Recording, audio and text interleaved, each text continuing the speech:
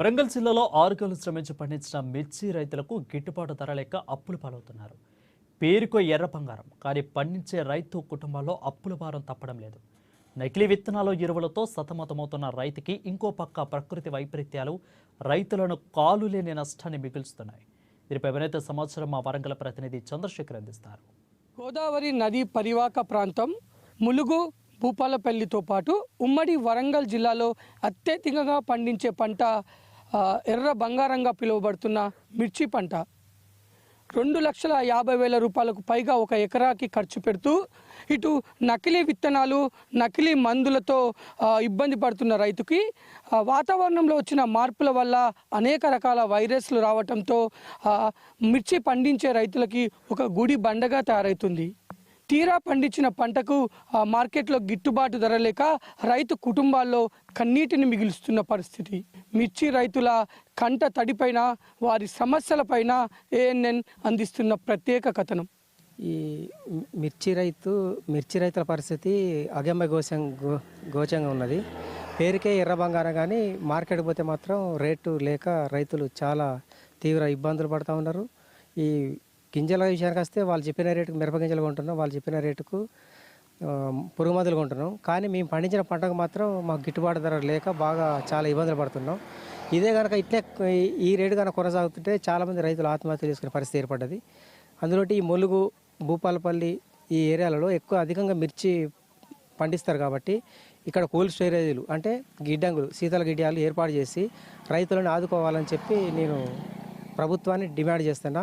ఒకటి, మార్కెట్కు గిట్టుబాటు ధర అంటే మినిమం 15 నుంచి 20 ఏళ్ళ మధ్యలో ఉంటేనే ఏమన్నా పెట్టిన పెట్టుబడి వస్తుంది.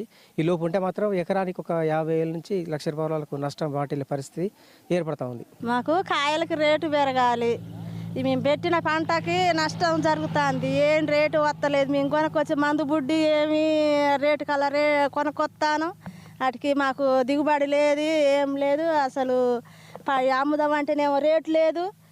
మేము కొనుక్కొచ్చిన కాయలకు రేట్ లేదు, ఇత్తనాలకి బొచ్చడి ఇత్తనాలు, మందు బుడ్లు ఇవన్నీ కొనుక్కొస్తాను. మేము అమ్మిన పంటకి రేట్ లేదు. మేము ఎట్లా చెప్పు, మేము మా బతుకుదేరు ఎట్లా? రేట్లు ఎక్కువ.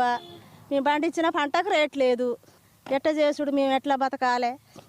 మిరప గింజలు బాగా రేట్లు ఉన్నాయి, 300. మేము ఎట్లా బతకాలి? రైతులం నష్టం జరుగుతుంది. వర్షాలు పడి ఇవన్నీ ఇబ్బంది పడతాను. మాకు రేటు పెరగాలి ఎట్లా చేసైనా.